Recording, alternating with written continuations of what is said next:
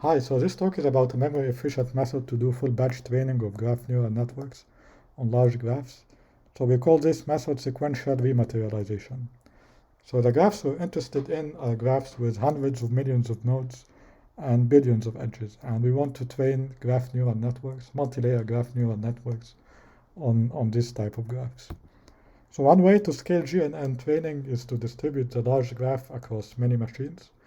For example, here we have a graph with 9 nodes, which is evenly partitioned across 3 machines.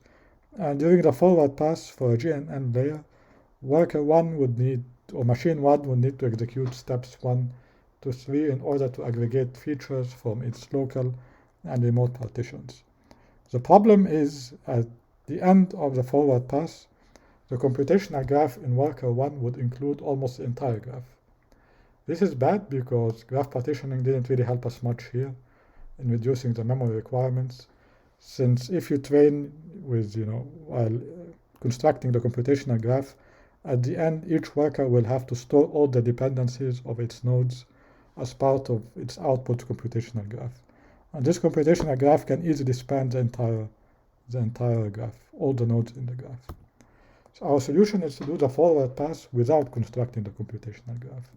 So each worker, for example worker 1, sequentially fetches remote partitions to do the aggregation and then immediately deletes the fetched partition. So we can show that at most 2 partitions will be resident in memory at any time, the local partition and the remote partition being aggregated. But then how do we do the backward pass without a computational graph? Our solution is to construct a computational graph piece by piece during the backward pass. So this might involve re-exchanging the input node features between the workers. The crucial thing is that we never fully materialize the computational graph, but we materialize it in pieces, where each piece involves only information from 2 partitions. So again, as in the forward pass, we can guarantee that the peak memory consumption per worker goes down linearly with the number of workers, if we assume the graph is partitioned equally among the workers. Or equivalently, we guarantee that at most 2 graph partitions will be materialized at once at any machine at any point in time. So we trained a graph stage network on OGBN papers 100M, which is a graph with about 100 million nodes and 3.2 billion edges. And our method, SAR, which stands for sequential aggregation and rematerialization, can reduce memory consumption per worker by up to 50% compared to naive domain parallel training, while also being slightly faster. And for GAT, the memory requirement per machine for SAR is about 1/4 of the naive domain parallel training.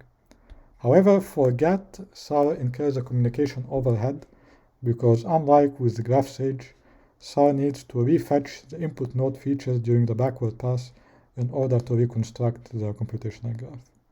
And due to this communication overhead, the runtime of SAR starts to lag behind domain parallel training as the number of training machines increases.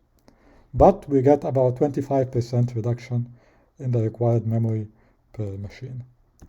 So in summary, SAR can greatly reduce the memory demands of distributed full batch GNN training by never constructing the full computational graph at once, and instead constructing it and deleting it piece by piece during the backward pass.